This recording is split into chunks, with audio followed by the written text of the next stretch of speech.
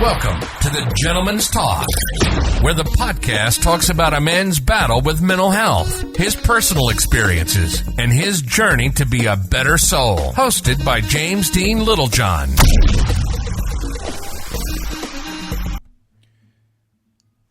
Hi everyone, and welcome back to the Gentleman's Talk.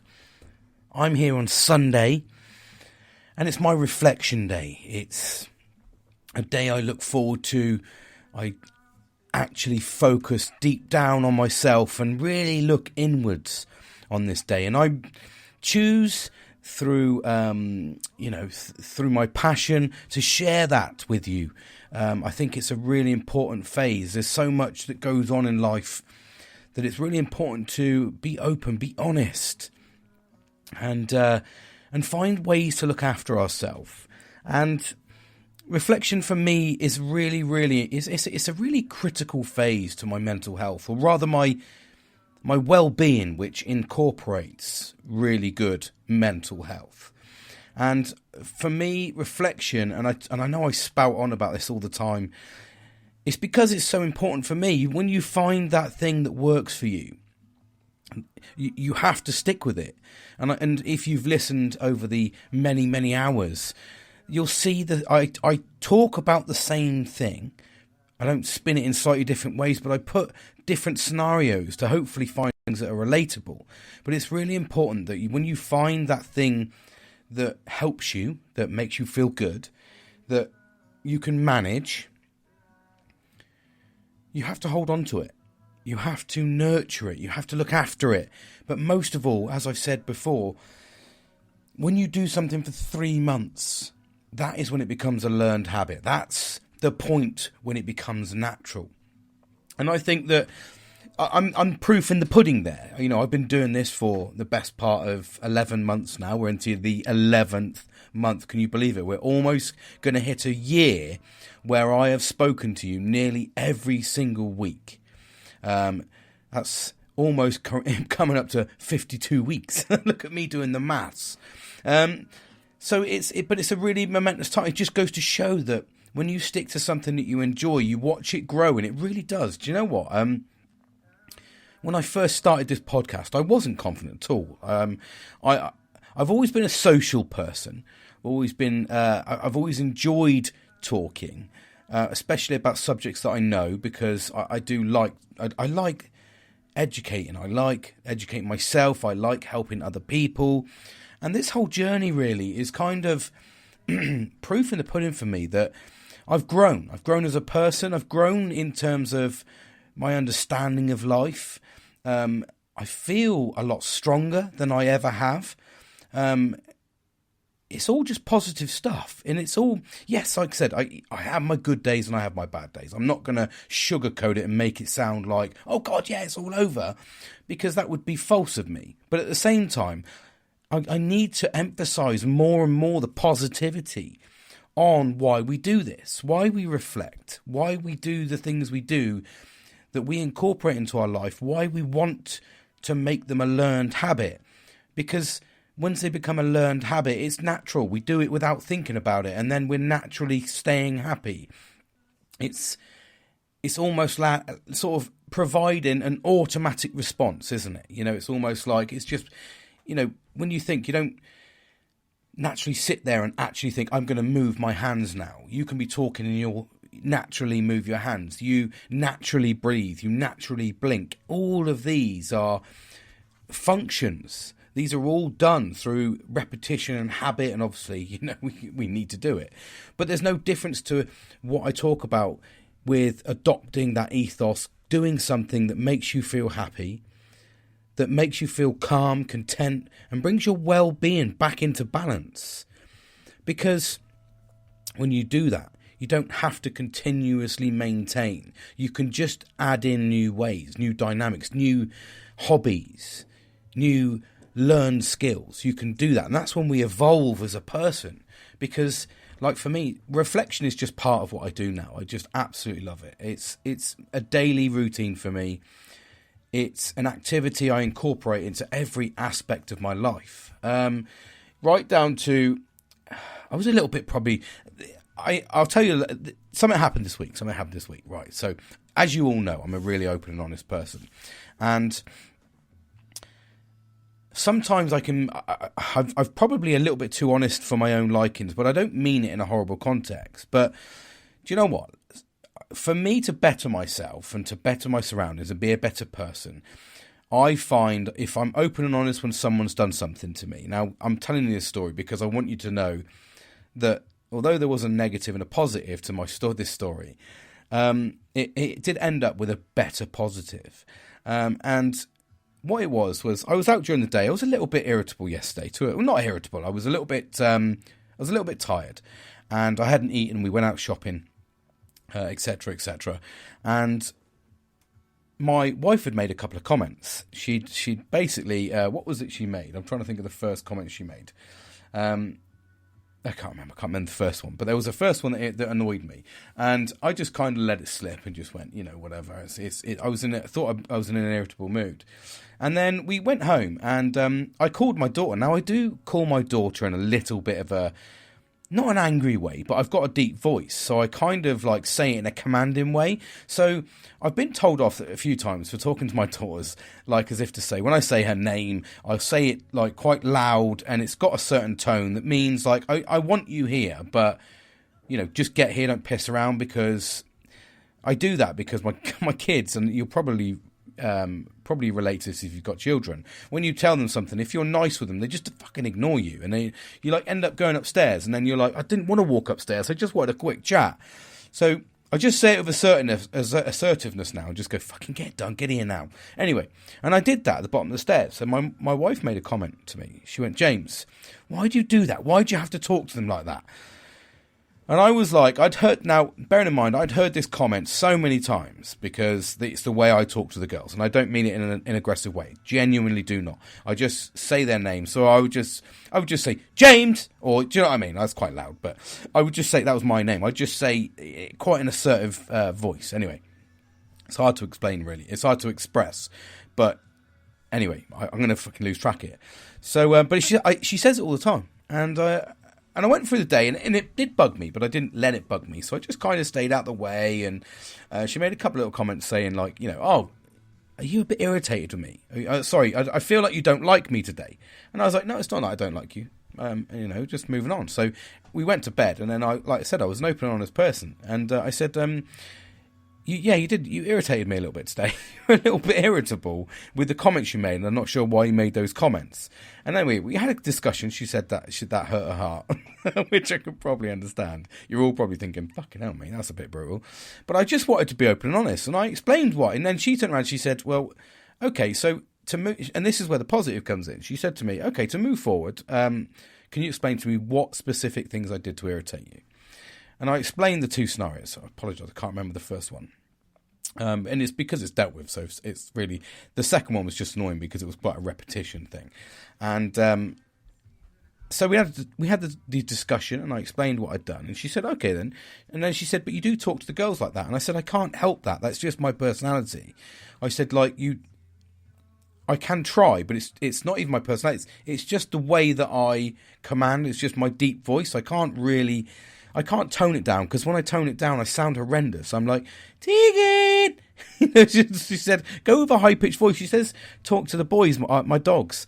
You talk to them like their ears go down when you call their name because they think you're going to be in trouble. And you're like, it's just my voice. I've just got a deep voice. I really can't help it. And I said to her, when we were having this discussion, I said, well, you need to remember that even when I was, even when the rest of the family had their children around, and we would see other children, I would always get used. My deep voice would always get used as the assertive one. They used to say, look, I'll get James to tell you off, and they'd be like, no. Or, James, can you call such and such? You've got a louder voice. Oh, and I have got a loud voice, and it is quite deep. So it was irritating. It was annoying me because I was like, I can't change this aspect of me. It's just my voice. You're asking me to change something that is hard for me. You're asking me to change the tone, the natural tone of my voice to suit the condition, when everyone just know I'm not meaning it in an arsehole way. I just mean... So, and it didn't affect my mental health. That's probably way too deep. But it was causing me to be irritated by her. And I don't like that. I really don't like that at all. So for me, it was like the open and honest thing. So we were sat in bed and, we were just sort of talking like we always do. We incorporate reflection a little bit into the end of the day as a partnership now, because, it's really important that we move forward. One of the reasons we failed, I don't mean failed, but one of the reasons why, we found difficulty in the past is because we've never been open. We haven't been open about or honest about what has affected us. And I've almost just gone and done my own thing. And, and it's just it's never really worked because I was never open and honest about what was affecting me.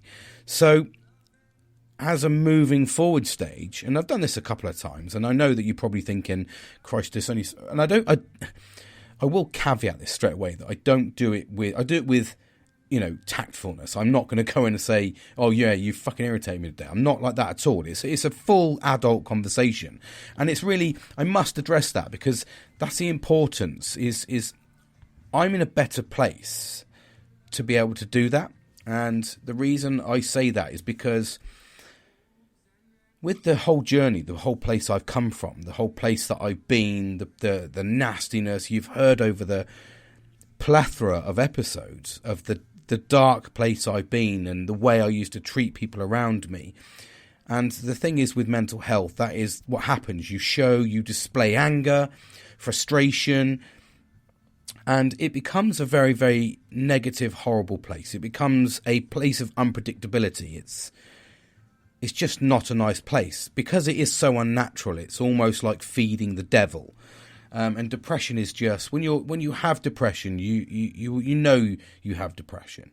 It's in a dark place, but there is such levels of depression, and if you can get it early, that's the best place to try and grab hold of it and get hold of your mental health. So I sort of kind of don't mean it in a negative sense, but so I was just trying to think about that, but mental health for me is having that adaptability. It's having the ability to be able to manage it, get that well-being gripped. And when I strike back and I say to myself, this is where mental health for me is so important. You need to manage it. When you find that thing that you manage, then when you find that thing that works for you, do it often enough, whether that be meditation, whether that be reflection like me. Like I said, I incorporate that into every single day. That's what makes you happy. And then what I've adapted is, like I said, at the end of every day, we have an adult conversation and we sit there and that brings us into a better place. That brings us back into alignment. And the reason I think it's so important in relationships is relationships are quite disposable nowadays. Certainly the generation that my daughters are going through, it certainly comes across as the disposable commodity. It's almost like sex is expected. It's almost like sex is flaunted. It's abused. So you don't get long enough really to connect. It doesn't feel like that. Men are absolutely berated now when they're in relationships. We're almost seen. We almost get this opinion of us now that we are the snakes. We're these horrible people that are constantly angry at the world, and there's so much negativity surrounding men. It's almost like women are almost. And it's horrible to say, I don't really want to say it, but it's a fact. We're seen as in such negative light, and everybody wants equality. But unfortunately for me, it doesn't seem like equality. Men are taking the raw end of the deal here. So, child support is still predominantly the men that have to pay. There's so many things that are so negative towards men nowadays that men now are just shutting down. Men are just pushing away.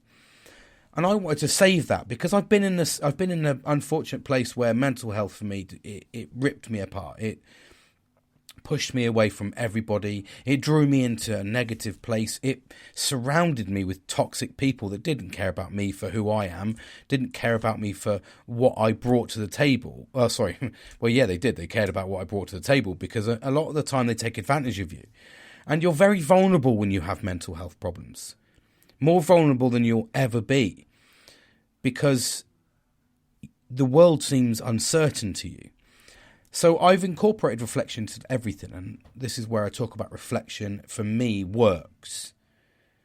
I sit there and I reflect, and I have the ability now, because I'm open and honest, is I do deliver it in such a way that if something's annoying me or somebody's done something, I don't sit there and dwell on it. I don't sit there and get fucked off and get angry, and I don't let it dwell. If my daughters have done something and I say, what you done there? Like my daughter, for instance, when I spoke the other day, and to go back to why I called her because I actually bought her a gift. So I was in town and I was walking around town in the pissing down rain, and I was struck by the fact that, I suppose because I've been looking after myself, I have a clearer head, I have a different vision on life, and I'm certainly seeing a few things in a different way recently, and in a more compassionate way, which is an unusual feeling for me. But I was walking around town in the pouring down rain whilst I waited for my wife, my other daughter, one of my daughters, to have an optician's, and I was just walking around doing a bit of window shopping. And there was a cat, a porcelain cat that had been handmade with a heart on it, and it was ginger. There was a few of them, and it was only, 2.5 inches tall. It was just this little tiny ornament, but it was beautiful. It was absolutely lovely. Now, my daughter wants a cat, but unfortunately I've got 3 dogs, and I don't mean this in a negative sense, but I don't like cats. I've never been a cat person. Cats don't like me. I suppose it's probably the testosterone in me, because I'm a bit of an alpha male. For me personally, I think that because of the way I am, when I say alpha male, that does sound a bit arrogant, but I don't mean it in that sense. It means I'm a strong person, a strong personality. I need to remove that alpha male. It sounds like I'm like literally pissing out testosterone out my ears, and I'm really not. But in other words, I just think I'm a strong leader, and I like that. And the thing is, anyway, and this is going to be a bit of a digression here now, and I love these, but for me, cats don't offer that obedience. They don't offer that love for me. It's when they want it, and I'm like, fuck that. I want a dog that literally, because dogs love me 24/7. You know, I could literally go out the front door, shut the door, immediately open the fucking door and go really excited, and the fucking dog will piss his pants and get real excited. He'll batter his fucking tail everywhere, and I'll be like, this is what I want. I've done nothing, mate, but you are giving me so much love. And I have a German Shepherd who's like 43 kilograms, and he's a white one, and he is a beast. And you know, if you've listened to me, that he saved my life. He literally got me up and out walking and everything. So he's like the rock in my life, my dog. He's absolutely everything to me.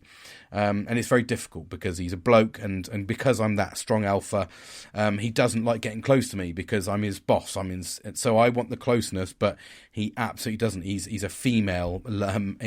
He's a man that loves the female. So he loves females. He adores them. It goes on anyway. He protects them. He absolutely loves it. Me, on the other hand, I'm his master. So it's a bit of a difficult one, but I love him unconditional. So anyway, I digressed there. So I bought this thing, and she wants a cat, and I couldn't. And I knew she wanted a ginger cat, so I got her this little thing, and that's where I sort of came home, and it was nice. It was nice for clarity. Gave her the gift, and I felt amazing because I just felt I was doing things that I wasn't used to, and that's because I've incorporated this reflection. I've incorporated this honesty as well. If someone's done something that affects me, don't sit there and dwell on it. And if they're a true friend, they'll listen to you and they'll make that adjustment. Or they'll, not even an adjustment, because that's wrong to expect them to adjust for you. But if they've done something particular to you and it's offended you or affected you, just ask for that conversation. Or if you feel a certain feeling, then you just say, well, you know, and I don't mean everyone should tiptoe around you, but just let them know that person's done something to annoy you. Or it works in both ways as well. It can also go to the way where it can actually work when someone does something, and it's positive reinforcement, isn't it? We talk about it all the time, and it's making sure that we live on a more of a better balance. I know it can sound like that's a lot to work with, like, oh my God, you expect people to tip. I don't want anyone to tiptoe around people. But it's amazing when you work together as a team. And like I said, we spoke about this, and I just said, well, going back to the conversation with my wife, and I said, well, no, not at all. I just said the way you spoke to me, it was almost a little bit belittling. It's not much I can do about this. It's the tone of my voice. I could adjust it a little bit, but that would be forced, which means I'd have to. But I will inherently try. So that's what I did. And then, do you know what? To go back into that, then today we were calling my daughter. She was calling my daughter. And I called her, as she said, because Tegan didn't hear her because she had her music on. And she called her and she didn't listen. She said, "Can you call her, please?" So I said it in a low-pitched voice. I said my daughter's name. And she didn't listen. And I said, "Well, shall I do it in my normal voice?" And she went, "Yeah, okay." And I said it in my normal voice and instantly she went, "Yeah." I was like, the proof's in the pudding. She's got music on. So if I just go with that. And it was interesting. Do you know what I mean? So it caused a bit of an argument, but the proof was in the pudding. Not an argument. It didn't cause an argument, sorry. But she said to me in bed, she was like, "Yeah, it was a bit hard to take, but you did put," because I said, "Sorry, I was a bit honest with you there." And she said, "No, it's better to be honest and understand each other to move forward and work at this, because relationships, as with anything, relationships, partnerships, friendships, whatever, family ships, I'll stick a ships on the end because I was trying to go for the theme, they all take good work, they all take hard work. Nothing is easy. We're not all compatible, but sometimes we're put into a situation where, you're not supposed to be compatible, but you are compatible, or you may have been compatible at one stage, undeniably, but at the next stage you need to work on it a little bit to bring that compatibility back. And that works in friendships as well, because sometimes we do lose a little bit of our way. Sometimes we might go off and make a little bit of a mistake. But a true friend or a true partner will pull you back in and you'll work together at it. And that's what for me, that's the importance, is working at it. And I think that goes with the whole theme, really, of mental health. It's about constantly working at it. And I'm not talking about sitting there and making it enduring. Oh, it's never going to end. And I know I've had this on social media when I said about continuous improvement of your mental health and always look for ways to better yourself. And I meant it in a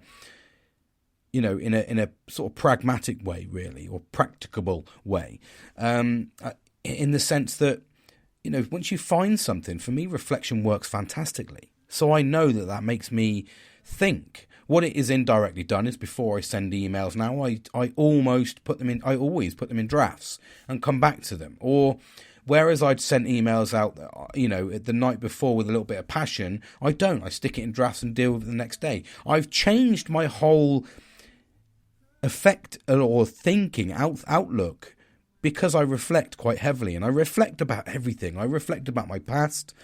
I reflect about being bullied. I reflect about, we were talking about that today with my wife. I reflect about all sorts, poor relationships, poor friendships. I reflect constantly, so I don't ever not reflect on something. I don't just reflect on the day, the hour, the month, the week. I reflect on other occasions. So when I go out for that long walk, I think back to things that have upset me. Could I have done something differently? No. Okay. Brilliant. That means I've done everything I could in my own hands. So let's put that to bed. If I could have done something differently, now I'm maturer. Now I'm thinking more outside the box. Now I'm slowing down a little bit in life and not getting as upset and as uptight as I used to. I look at life slightly differently. So I now reflect on those occasions, and I can guarantee 9 times out of 10, those things I did when I was in the depths of depression, could I have done them differently? Probably not, because that was the way my brain was. If I'd have had my brain and gone back in time, and that I've got now and gone back in time, yeah, I probably would have done something differently. But I reflect back on a lot. I reflect back on the bullying, like I said, or anything. And could I have done something differently there? Possibly my bullying, I could have reached out a little bit more. Yeah, and you worry about the repercussions of being called a grass and all those sort of things. But really, for my mental health and well-being, I could have done anything. It was quite severe. I mean, a lot of children now are taken out of school because you don't realise how much of your childhood is ruined by being bullied. And like I said, my name's James Dean Littlejohn. I lived at 11 John Gay Road years ago. And, we're talking 30, 40 years ago. So, 30 years ago, at school time. So for me, it's kind of difficult to manage those things. Because at the time, that was what it was, you know. But nowadays, like I said, we take children out of school now. We pull them away and we home educate because they're safer. They're being nurtured. They're taking on more because it's just a horrible environment sometimes at the school. And I felt that through all of my children, to the point where my daughter's got a brand new coat. She's in year 7. And it's a trench coat style. So it's a long, thin puffer jacket. Nothing unfashionable about it at all. But she's getting picked on because it's a trench coat style and not a puffer jack at the hips. And I just think, but it's waterproof. It keeps you warm and it keeps you dry. Why the fuck do I want to pay £40 because it's not a puffer style jacket? And that's the level of stupidity that these fucking idiots at school go for. By the way, I get absolutely passionate about bullying because of where I've been. But when you incorporate these things, when you incorporate the good stuff, the stuff that works for you, whether that be now I'm getting out amongst nature more, whether that means now I'm eating healthier, now I'm drinking more water, now I'm socialising more. When you constantly evolve, like for me, for instance, I'm going to give you a little tip or something I'm doing as an evolution to social media. Now, this is going to sound fucking crazy because you have to remember I'm 41, but I've gone from like hardly talking to anybody and speaking to my friend, my best friend at the time, you know, still the best friend, Kieran at the time, speaking to him, you know, once every week or so, you know, via text message, hardly talking. And, you know, we worked together, so we saw each other most days and we still didn't talk, right to the point where now we talk absolutely every single day. And it used to be text message, then it was voice message, so we left voice messages, and that's grown into this new group I harp on about all the time. I absolutely love it, our little group, the Positive Vibes. And we talk every day. We absolutely boost each other every day. And I'm in we've gone from talking all the time, so we voice note now, occasional text message, and now we've upped it to video messages, which are absolutely incredible because you really do feel the atmosphere. You feel part of that person. So it's using technology for me in a wonderful way. I know that the children will be laughing fucking their ass off now, but it's just that evolution to make you feel closer, get you back into your well-being, being closer to the people you can't be close with because of distance. But I've found with emails, text messages, Messenger, all of these devices that we use to message, everything feels so fake, so emotionless now. To the point where I like face-to-face meetings again at work. I like going into work and seeing people's emotions. In fact, my boss actually did something. It was difficult. He spoke in a certain manner and he spoke about a certain topic, but I won't go on. But it made the atmosphere a little bit uncomfortable. Now, he said to me when I was talking to him, he said, if I'd have been there, I'd have read the room. I can't read the room on Teams, and that's one of the most frustrating things he's finding as a new manager, as a new leader, is that this distance in a way is really hard to gauge the room. And it really is, because you can't. You can say something. It's like when you text message, you don't read the emotion of that person, but how many times do you interpret what they think or what they've put? And 9 times out of 10 we go, it was an angry situation. No, it wasn't. May not have been. And then you have to explain yourself. Whereas if you'd have just done a telephone call or a video call, the expression would have been seen on your face. So it's constantly evolving and adapting. And that's probably, I think, comes with confidence as well. So for me, this whole journey, so doing the live podcasts with the Billster, which I fucking love. We're going to make that of more of a common theme, banter with Billy sort of thing. I think it's going to be absolutely fucking fantastic. I enjoy that because it gives a really good perspective on life. So, but it goes from sort of those to making the TikToks to talking about my own personal life on these podcasts. And it's just given me the confidence to grow.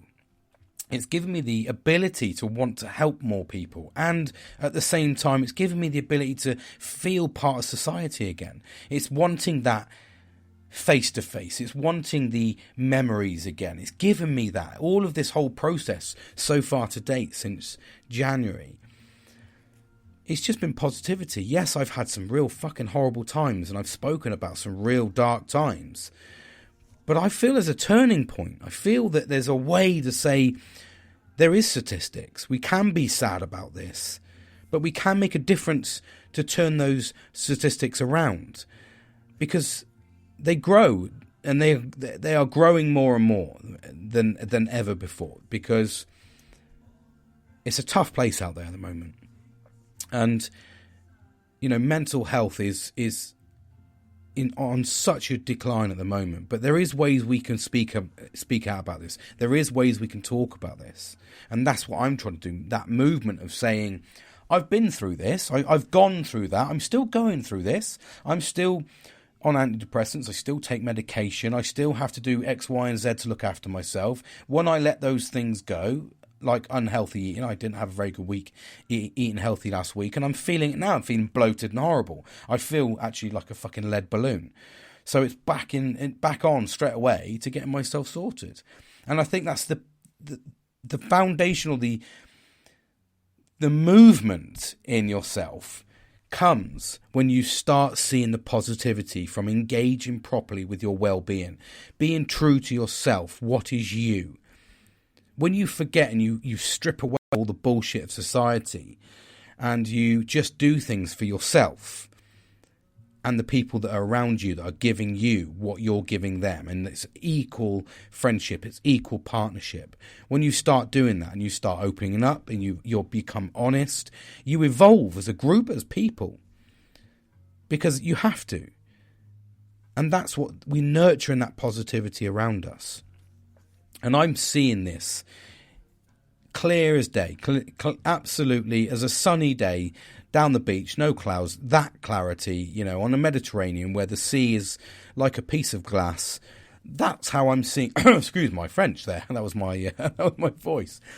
I'm seeing things clearer, and that's a good thing. It's also a bad thing. It can be a double-edged sword, because you can think about things in more clarity, and that does give you a different perception. Even sometimes the perception on how I've been in the past is certainly different. I used to blame everybody else around me. I don't. I blame myself for a lot of those decisions. I chose to socialise with those people. I chose to be friends with those people. I made those decisions. Although my judgment was flawed and fogged up and cloudy, I still ultimately made those decisions.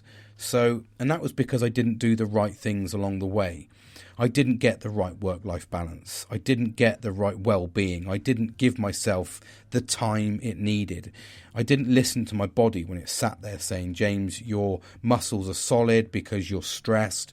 I didn't listen to the migraines. I didn't listen to the voices around me, and I don't mean psychotically, but I didn't listen to the little warnings. Don't do this. I just became an introvert, shut myself away, and showed myself when I wanted to. And when I did show myself, it was the ultimate extrovert, because that's when I became who I really wanted to be, but I'd suppressed it for so long. And then I would make stupid mistakes, silly mistakes that you pay for. And that's when we need to incorporate these positive things to make ourselves better. And it's not even hard to do. It's not hard to drink healthily, i.e. water and alcohol in moderation. I'm not saying, cover the, I'm not going to tell you what to drink, but we all know that alcohol and depression just don't go. They are not a mix. But at the same time, I'm in a better place now, and I know that, because when I drink now, I don't get nowhere near as depressed as I used to. I can enjoy a drink, and I enjoy a drink now for what it is. I'm relaxing more. And that, to me, is the positivity of making sure that I reflect, making sure that I'm open and honest. As I've just said to you, I'm open and honest with my wife about everything. Sometimes that might hurt, but if it's something that we don't talk about, then we're going to sit and dwell, and it's just going to get worse and worse, and you're not going to be open and honest. But in actual fact, what you'll do is, with that open and honesty, you'll nurture a better relationship, because you're being open and honest about everything. If there's something that can be changed that's in the parameters of changeability, then why not do it? We have to evolve. When you're in a partnership of anything, or a friendship, you look for that to be long term. Well, we all change as people. We all go through time, and you might experience trauma. Say, for instance, I've been bloody fucking best friends with Kieran for 28, almost 29 years. Now, is it 20? Yeah, 28 years. So I've evolved massively. He's seen me from childhood, 16 or 13 to 16, running around like a fucking idiot. He's seen me through work. He's seen me through the military. He's seen me through going to war. He's seen me through all of my Serco career. He's now seen me in my next career. He's seen my family grow up. He's godfather to one of my childs. He's seen me go from my highs to my absolute brutal lows, and a lot in between that he didn't see but was still part of it. So, that's the reality. When you nurture that friendship, and the reason we've had such a good friendship is because we've been open and honest, and we are. I mean, I know that every time we drink, there's something that will crop up, and if we're open and honest about what that's done, it might have affected me. If we can move past it, brilliant. And that's how we evolve, and I've given that even into my relationship. I've given that into my work relationship. In fact, I saw my mum today, and she was very sad. Her bucket of shit is full. Now, for me, that's tough to take, because I found it tough today. As you all know, I'm very protective over my father, very protective. And that's because I think that he's always been my idol. He's always been the alpha male to me. He's always been the person I challenged for years, until that day where, trust me, we've had a lot of testosterone fuel arguments. And, we battled for years because I like to be a leader, and he is a great leader. He's given me everything really that I have now. I'd like to think I'm just maybe a 2.0 version of him. And for me, I've always been protective over that, because I feel now that because I've asked him to step down, so to speak, and I've asked him to say, I'd like to be the alpha of the family. I'd like to be the head of the family. And I'm very traditional like that, and that might sound a bit fucking weird for some people, but I'm very traditional. I want him to step down and relax and not stress about things. I wanted to take over the running of the family. So I feel confident enough to do that. And that's where we've battled. So I've always been protective over him because I've asked him to step down. I now want to be the protector. So I have been inherently very protective over him over the years. And that's only got worse, which is, it's brought us closer in a good way. And he's seen that sort of side of me as well. But my mum today, she's always been a strong character. I'm very relatable to my mum. She's always actually been there. I think she's actually been the head of the family. She's always been the alpha. So although tradition-wise, I say this, and I know there's people out there going, what the fuck are you talking about, equality and all this sort of stuff, but I don't mean like that. It's just, I don't know. It's just the way we were raised. Maybe it's funny, maybe it's not. But yeah, I think my mum's always allowed the male to be that way and look after for the protection factor, etc. But my mum is inherently she's a very strong-willed lady. We're very relatable. We've only argued twice, me and my mum, and both times we didn't talk for months because we're too stubborn. To the point where, the one where I was in the depths of my darkness and I left everybody, we had a big fallout. And I think if it hadn't been for my dad stepping in and saying, son, I know you've taken the head of the family, but you're arguing with your head honcho here, mate. You need to make amends. And I think if he hadn't have stepped in and offered me that sense, because he's relaxing now, and I'm talking a bit of all tongues here, but if he hadn't have offered me that, I think now that I still wouldn't be talking to my mum because we're that stubborn, which is a funny thing to say. But so I saw my mum today. And she was sad. She's having a tough time at work. She's having a tough time with a lot of her friends. I know that our very good friend over the road, who, it was basically, I was absolutely best friends with her son, and she's got terminal cancer and she's not got long to go. So there's a lot of this going around now. They're in their 70s. So these sort of things sort of crop around. When my dad's almost in his 70s, my mum's nowhere near that. Christ, don't know that. She's in the 60s. Christ alive, I just added 10 years to my mum, and fucking I felt 10 years get taken off of my life as well at the same time, because she would have killed me. But those are things that are happening. So I said to my mum, like I said, I'd gone back and to the start. I said, the bucket of shit is full.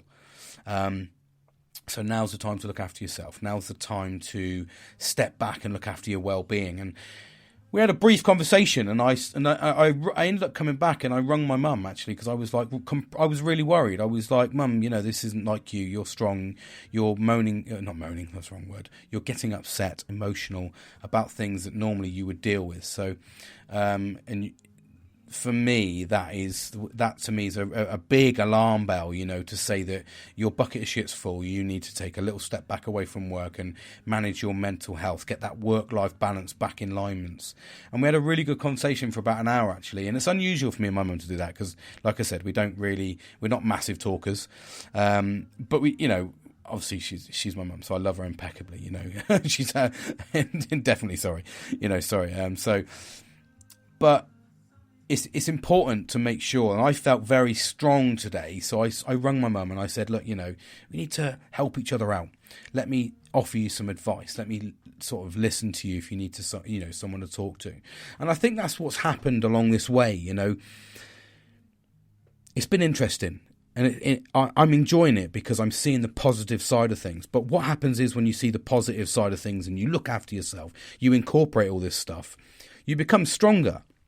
And you inevitably end up taking on a little bit of shit from other people to help them out. So you've got to watch, but you have to manage your own well-being as well. You have to be conscious of that. Don't let things get away from you. That's the first thing I said to my mum was, Mum, listen to your body. If you're getting upset about things, if you're getting emotional about things, and you're not sleeping very well, this is your body crying out to you. This is your body wanting you to know you need to step away. You need to relax. So listen to those signs. And that's an important thing to do. And I said to Mum, I didn't do it for years. I didn't listen to myself. And look what happened to me. And look at what I'm talking about now. I'm talking about the things I didn't do. And I'm offering you advice to start listening to the things that are telling you it's time to look after yourself. And she did. We had a really good conversation. And I think that's the positivity of talking about this thing, being open and honest and talking about stuff. It gives you the ability, the strength to do more for other people as well as yourself. But find what is good for you. Find that well-being point that is good for you. Incorporate it into your daily routine. Make sure you do it every single day. Do it for the love, not because it's a necessity. So make sure whatever it is, whether it's meditation, yoga, Pilates, reflection walks, walking amongst nature, healthy eating, whatever it be, there's so much stuff we can do. Take baby steps. Don't jump in feet first. Do something little and often and make it a regular pattern.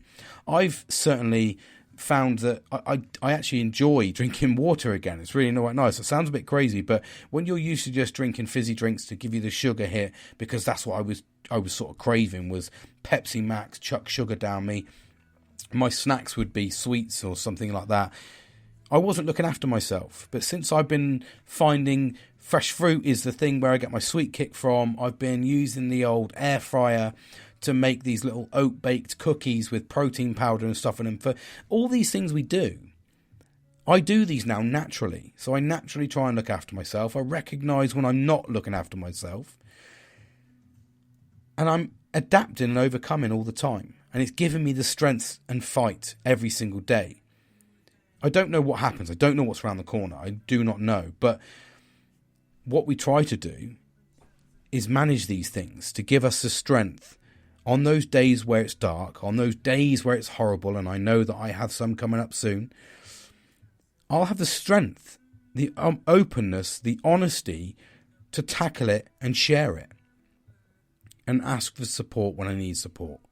And offer support when someone asks for my support.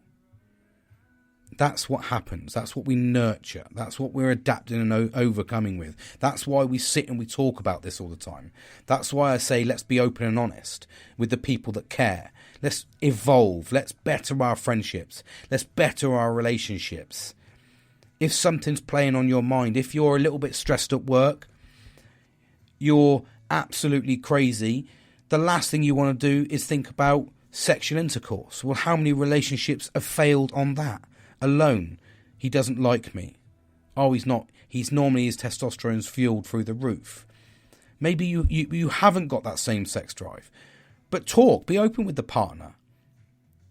And that's the same as if the person's doing something that's irritating you. Maybe they're doing that to try and get your attention. Maybe they're not realising they're doing this thing that irritates you. But by being open and honest about all these things, something may have been said during the day. Don't sit on it and have an argument. Discuss it. Discuss why it felt that way. Try and better yourself. Try and better everything in your relationship by being open and honest. It will work. Even on your friendships.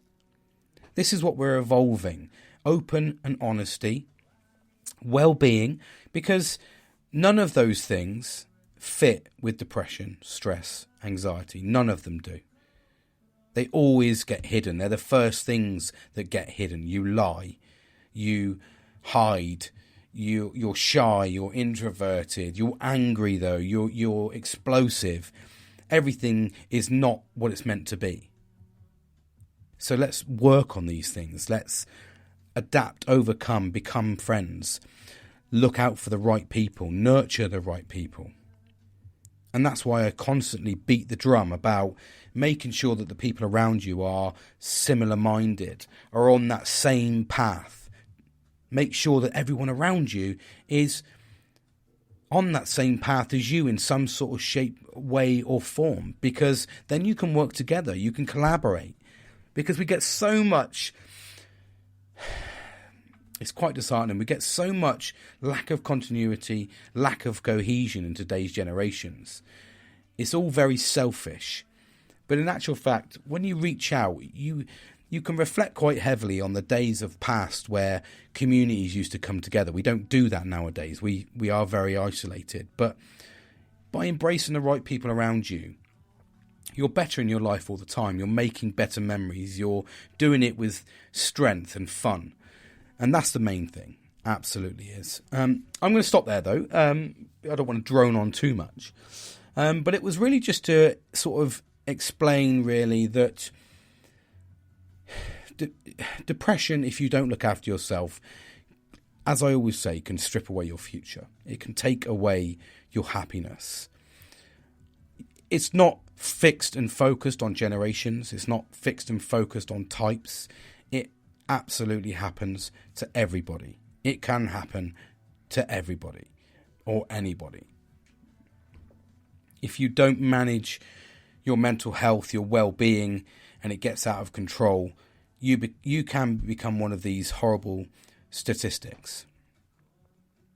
But you can lose so much on the way by not managing those little things that we can do, by not being open, honest, talking, by not looking after yourself, by not getting the well-being in, by not doing these positive things all the time, by compensating for using alcohol to compensate for those sad times and hide away from them, drugs, pulling yourself away, anything. We need to nurture the open and honesty.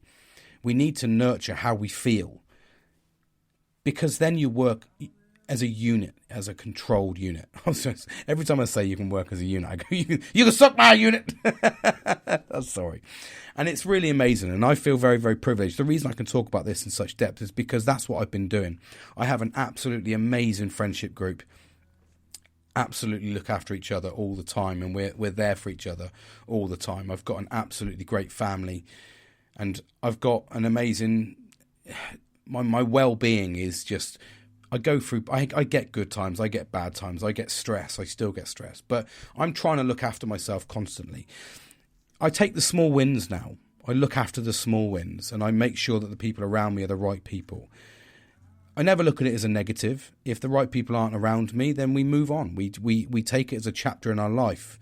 We take it as a memory and experience. And that's how we should look at life.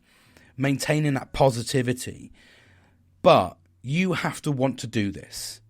If you don't do this yourself, if you don't want to make the change, you don't want to nurture this positivity inside yourself, then that's on you. This all works with you doing these right steps. Because I guarantee, and I think I heard it from Dave, is it Peterson or Patterson? Patterson, I think his name is. Absolutely fantastic guy, psychologist. And I read a quote from him the other day, and he said, if you can sit on the edge of your bed and think about something that you are doing wrong, that you know you are doing wrong, and you dwell on that for a couple of days, there's guarantee that there's a way that you can stop from doing that thing that is inherently bad for you or the people around you. It's a guarantee, because we all know when we're doing something wrong. We all know that, but we don't self-reflect enough. So we just bury it. We move on. We get angry. We blame everybody else apart from ourselves. Everybody else's fault apart from our fault, because we don't want that self-reflection. But when you incorporate that self-reflection, when you sit on the end of your bed and you reflect on something that you are doing bad, whatever it may be, whether it might be bad that you're going to a job you know is causing you problems. It might be bad that you're drinking and you know it's a poor thing, poor choice. You might overeat. You might not exercise. All of these things, if you actually dwelled on them and thought about one thing that you do that you know is bad for you, that you can possibly change to make your life better, if you dwelled on that for a couple of days, you would do it. You would want to find a way to do it. It's when you bury your head in the sand and you don't move forward that you have these problems. And that's where I think that, for me, reflection works so well. When I'm sad, I reflect on why I'm sad. When I'm angry, I reflect on what's made me angry. Can I change what's made me angry? No? Okay. Why can't I change it? Oh, it's in a job. That thing's made me angry. It's in the job. I can't do anything about it without moving jobs. Well, why is it a problem? What's making you angry, etc.? There will be more. We can go into the rabbit hole. Trust me, I work in health and safety. So when you audit people, you can find rabbit holes. There's no difference in life. It just depends on how many blockers you want to put up. It depends on how strong you are to dig the burrows to find alternate routes on what's making you angry. If it's a friendship, you remove the friend. If it's someone at work, then complain about them or put a grievance in against them. If it's a family member, then have an open conversation. If they want to listen, you can move forward. If you don't, then you move aside. Just because you're blood, it doesn't mean you have to talk. Blood is thicker than water, absolutely. It's an old saying, but if that person in your family is making your mental health and well-being affected, then move it aside. There's no dishonour in that. Absolutely none at all. It works in everything you do. You can stop doing the things that are bad quite easily. It's just about evolving, and that might be someone that's listening to this that thinks I'm that person. Then maybe.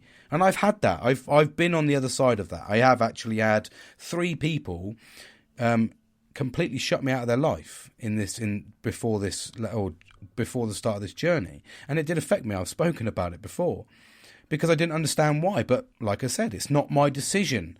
It's their decision to do that, and I honour it. And that's as simple as that. We put it to bed and we go on. I'm living live and die by the sword. I'm saying do this. Then if someone does it to me, then absolutely, I am the problem. I get that. I'm not a saint. I'm not an angel by far. I am so far from... there's so much guarantee that I'm going down to hell, if you believe in heaven and hell, that... it's an absolute guarantee. I'm not going to anywhere nice after my life. I get that.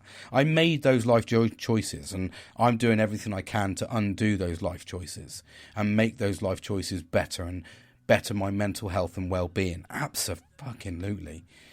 And if I'm part of the person that gets rid of, then I accept that. You have to accept that as well. You have to move on. And that's the importance of accepting it and moving on. It was a chapter. It was an addition. It's family. So what? If you can't get resolution, then it means move forward. That's the only way you're going to better your mental health, is by making these active changes yourself, starting the process with yourself. It's going to take a deep dive. It's going to take an absolute mental amount of strength to do it for some people, especially if you're a social person.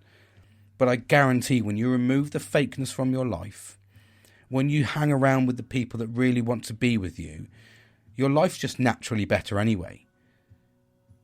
It really is. It's almost like we're consumed by the fact that we can access so many people through social media, the internet, that we have to have some sort of commitment to them. We have to have some sort of, because I'm watching them, because I'm following them, or because I'm talking about them, whatever it may be. Hold on. Sorry. Whatever it may be, because I'm talking about them, I owe them something, or I need to be part of their something. Not at all.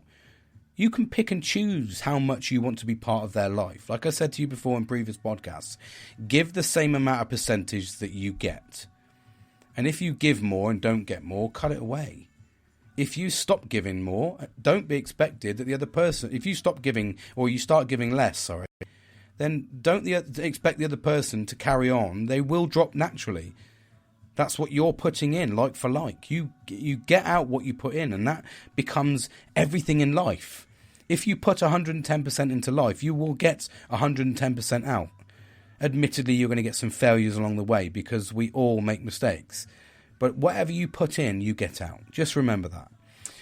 So I'm going to leave it there on that positive note. Also, I just realised I've had my electric heater on for the best part of half an hour, and I'm going to go in and the electricity bill is going to be £1.2 million. I just nearly cried. That's why I had to switch the switch off. I was like, it's getting a bit warm in my cabin. Wow! That's why, because I've just spent £1.2 million on fossil fuels. That are not fossil fuels, but that's for another debate somewhere else.